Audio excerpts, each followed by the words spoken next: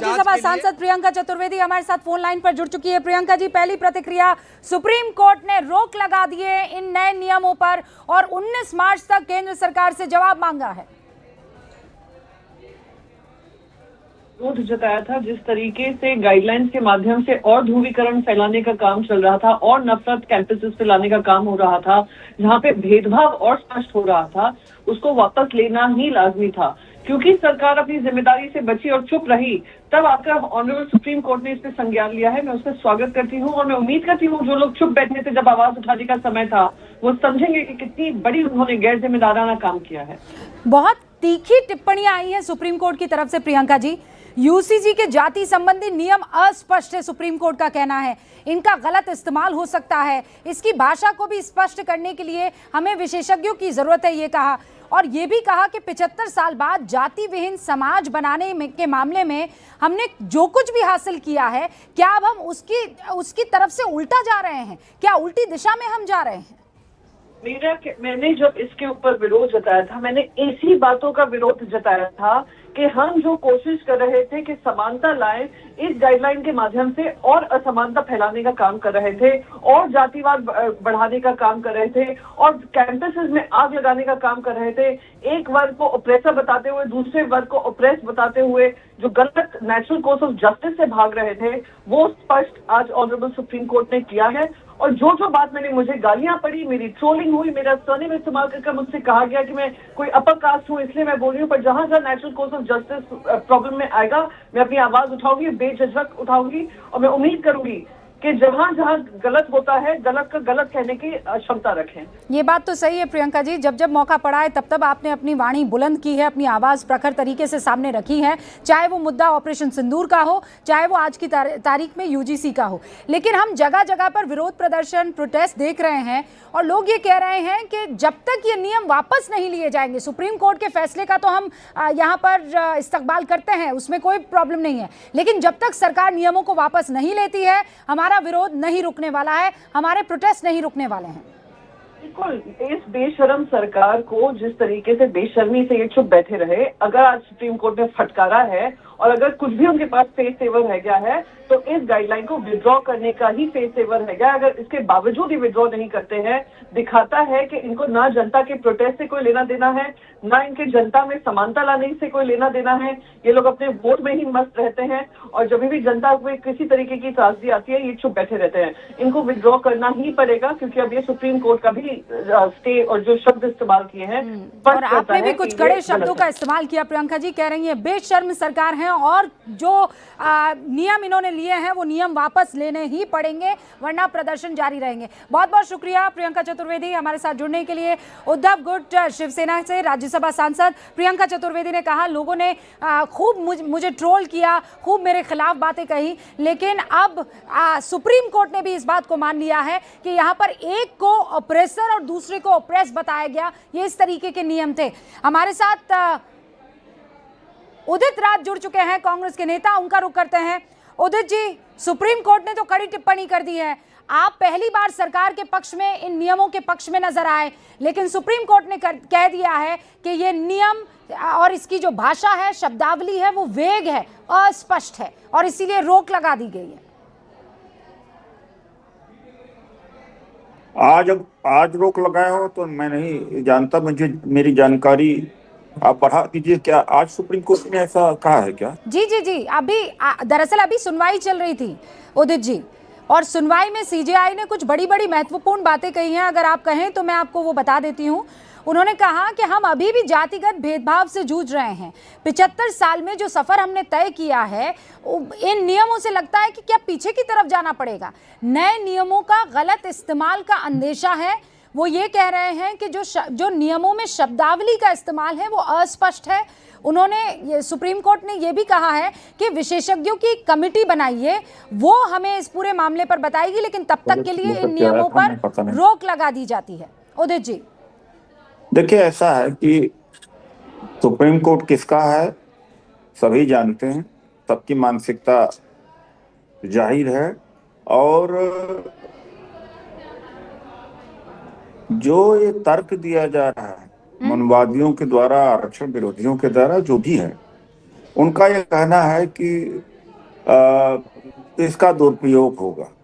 तो पॉस्को है, रेप है, दहेज है, ये कानूनों में लोग सालों साल हजारों की संख्या में जेलों में बंद रहे। भारी पैमाने पर सदुपयोग भी हुआ, दुरुपयोग हुआ, दोनों हुआ। उसके खिलाफ तो कभी नहीं। बात मानसिकता की है। ये मनवादी मानसिकता आरएसएस के द्वारा पैदा की जाती है। अरे और पर जब उदय जी प्लीज थोड़ा सा क्लैरिफाई वोट कर लेना दीजिए। होता ये जो नियम नहीं, लेकर आई, ये तो सरकार लेकर आई। सरकार बीजेपी की है, बीजेपी को आप मनुवादी कहते हैं, और बीजेपी और संघ का रिश्ता आप कहते हैं ये दोनों मनुवाद पर टिके हुए हैं। तो ये जो फैसला जो आपको पसंद आया था नियमों को लेकर यूजीसी का, वो तो ये सरकार लेकर आई थी, और जो इस पर रोक लगाई है वो सुप्रीम कोर्ट ने लगाई है। तो ये दोनों मनुवादी हैं कि नहीं है, या आप डिसाइड करते हैं कि फैसला आपके पक्ष में है तो मनुवादी नहीं है, और आपके पक्ष में नहीं है तो मनुवादी हो गए?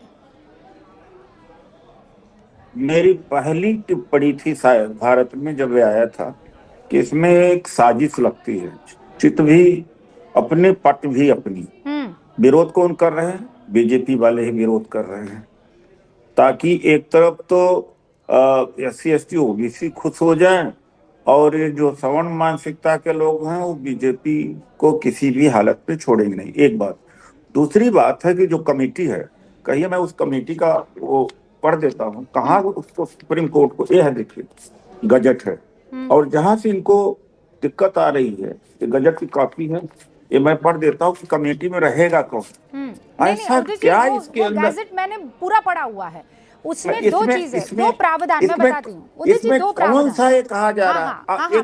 मैं दो प्रावधान आपको बता देती हूँ। पहला तो ये कहा जा रहा है कौन, एक बात कहीं रोक नहीं लगाई है जनरल कैटेगरी बात है कि एक तरफा कार्रवाई हो जाएगी। है पहले ऑनलाइन हेल्पलाइन की भी सुविधा दी गई है, और कमेटी में कोई शिकायत जाएगी, कमेटी एग्जामिन करेगी।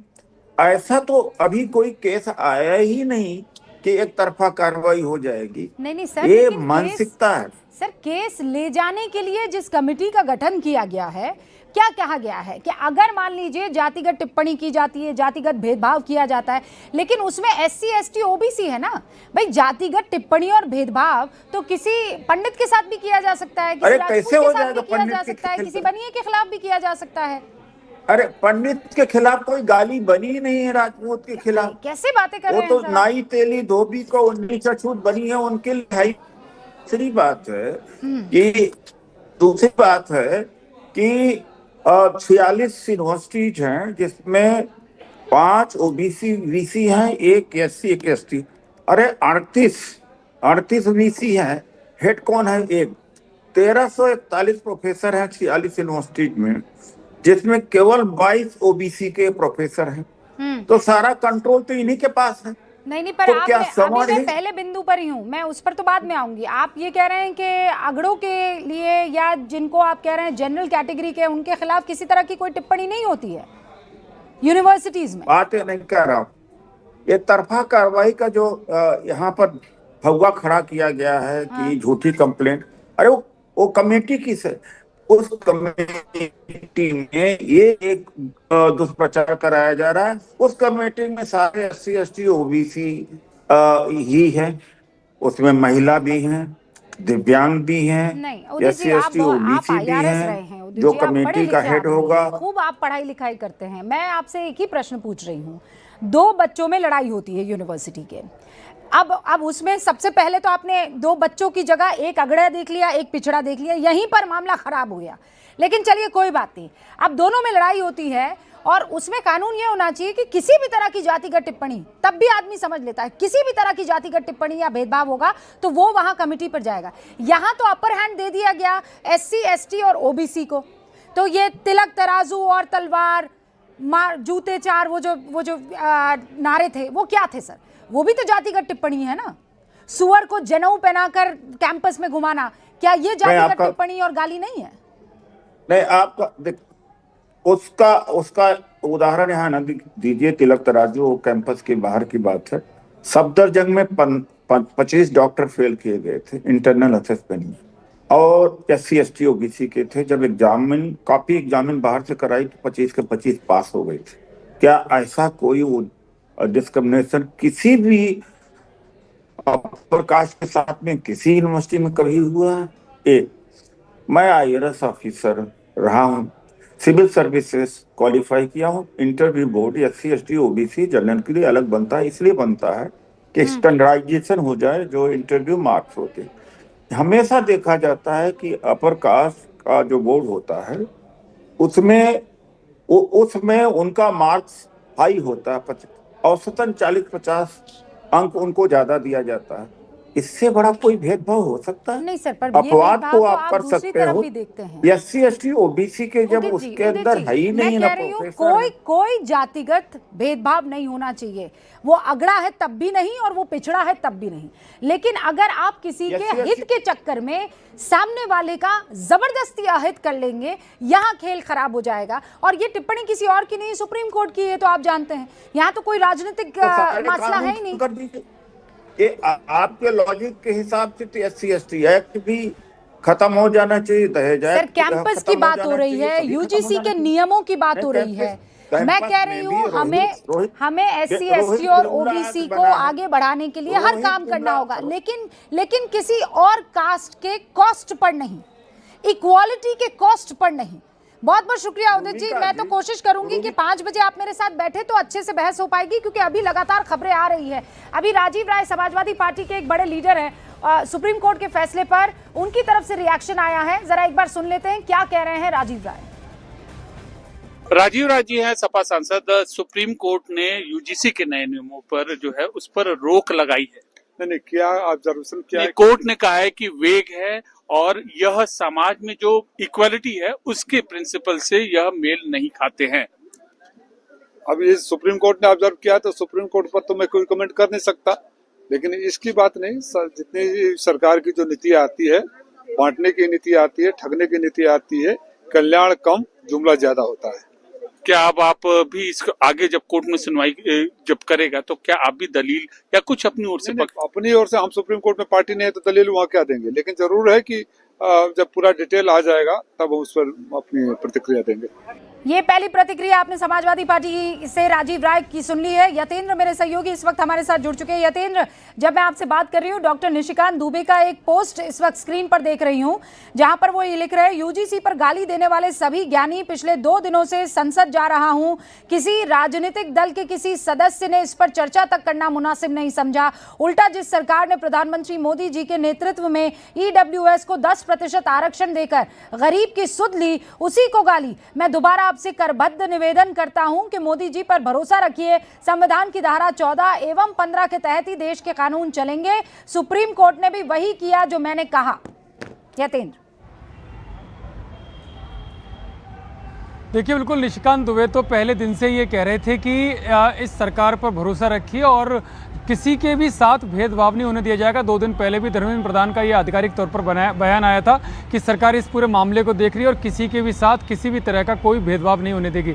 आज जब सुप्रीम कोर्ट में ये सुनवाई हुई तो सुप्रीम कोर्ट ने भी माना कि जो नियम आए हैं वो समानता के जो अधिकार है, समानता का जो सिद्धांत है उसके खिलाफ है। लेकिन सवाल सरकार पर यही उठ रहा है कि उनके रहते हुए ये नियम बने तो बने कैसे, ये लागू कैसे हुए, क्योंकि दिग्विजय सिंह जो इस संसदीय समिति मामलों की जो कमेटी के जो चेयरमैन थे, उन्होंने भी कहा कि इसमें संसदीय समिति का कोई रोल नहीं है, ये UGC की तरफ से ही बनाए गए हैं और UGC के लोग ही बता पाएंगे कि आखिरकार लास्ट टाइम पर ये नियम कैसे आए। जो अब सुप्रीम कोर्ट में जब सुनवाई हुई तो और सुप्रीम कोर्ट ने भी इस बात को माना और साफ एक तीखी टिप्पणी भी की कि 75 साल आज़ादी के 75 साल के बाद भी जहाँ जाति विहीन समाज की बात करते हैं, लेकिन उसके बाद अगर नियमों पर जाएंगे तो ये हमें पीछे ले जाता हुआ दिखाई दे रहा है। यानी कि एक तीखी टिप्पणी थी और तीखी टिप्पणी के बाद हालांकि अभी अस्थायी रोक लगा दी है। 19 मार्च को अगली सुनवाई होगी, तब तक नियमों पर रोक लगा दी है। लेकिन सवाल यही है, संपर्क में रहते हैं इस टिप्पणी के बाद और जो रोक लगा दी गई इस फैसले के बाद, क्या रिएक्शन आपको देखने को मिल रहे हैं? क्योंकि 19 मार्च को जवाब देना है सुप्रीम कोर्ट को केंद्र सरकार की तरफ से।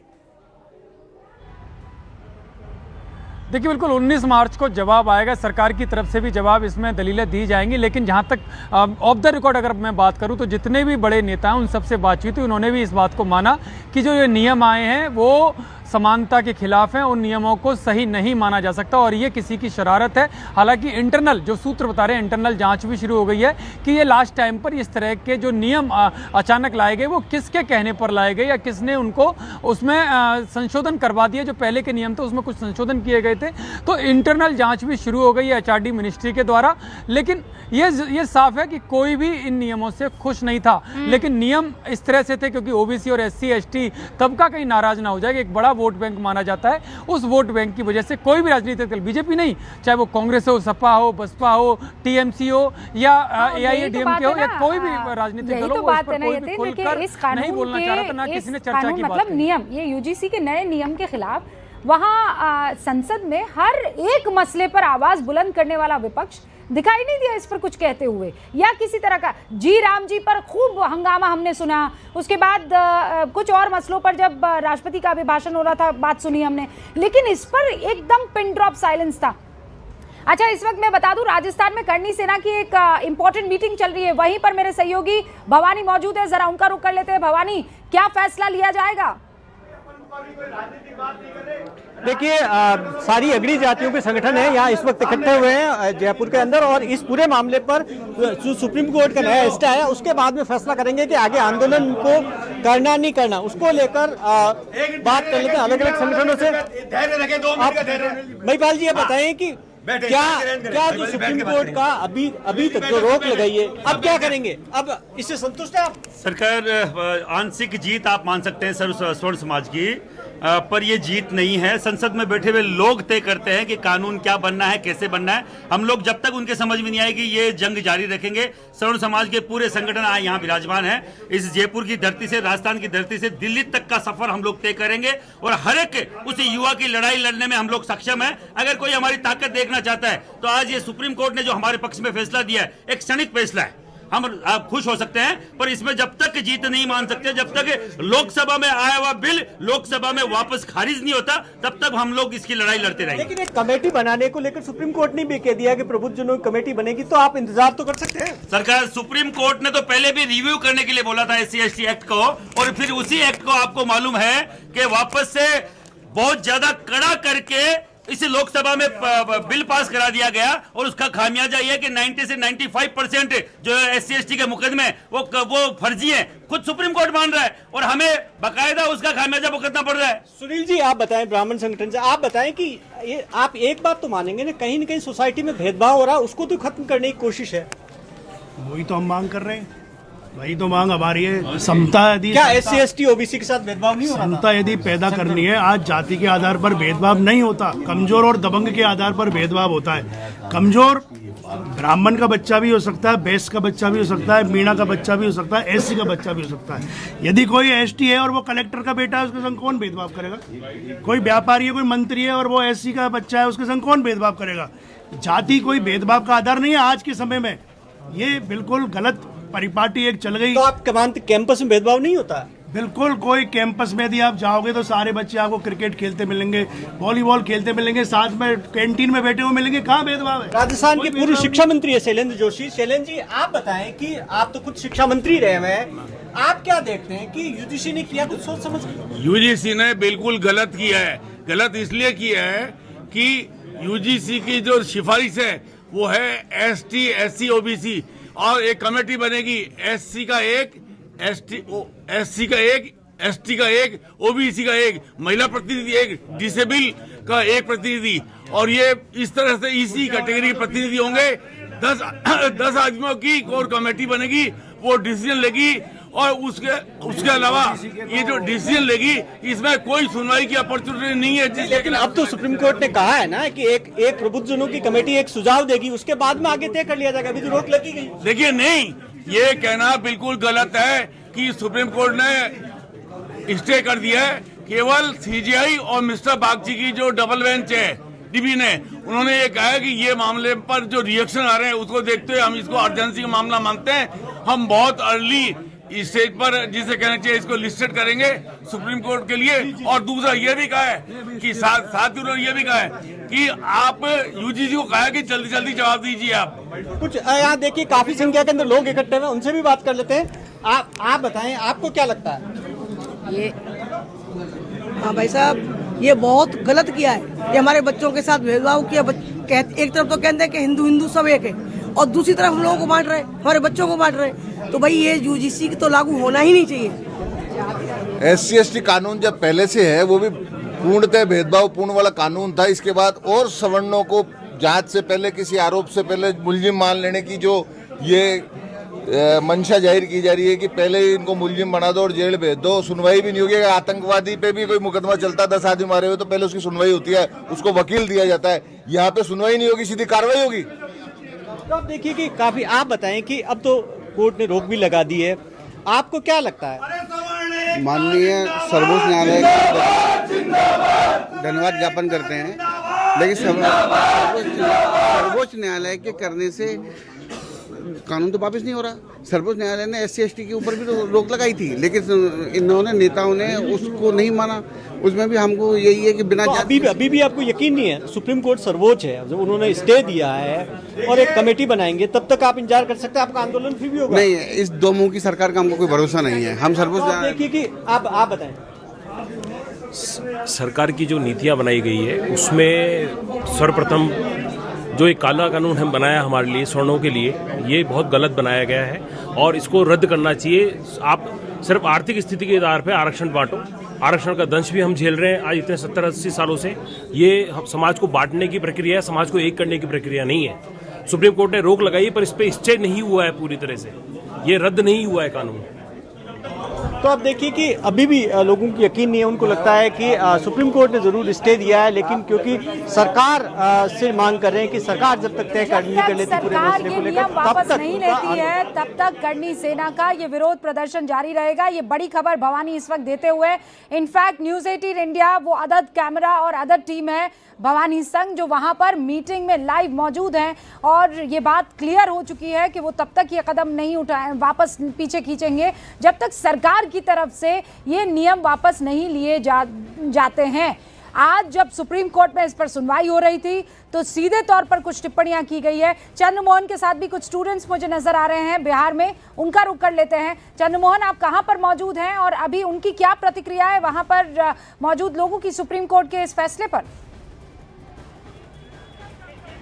बिल्कुल, देखिए एक तस्वीर आपको दिखाने की कोशिश करेंगे पटना के JP गोलंबर से, जहां पर लोग आज आक्रोश मार्च के लिए यहां पर इकट्ठा हुए थे और यहां से ये काला हाथों में झंडा लेकर यहां से कारगिल चौक तक जाने वाले थे। इस बीच सुप्रीम कोर्ट से खबर आ गई है, जिसके बाद लोग जरूर ये कह रहे हैं कि सुप्रीम कोर्ट ने अच्छा कदम उठाया है, लेकिन जब तक ये कानून खत्म नहीं होता है तब तक इनका इसी तरीके से विरोध प्रदर्शन जारी रहेगा। हाथों में काला झंडा लेकर क्यों पहुंचे हैं? विरोध का संकेत है, काला विरोध का संकेत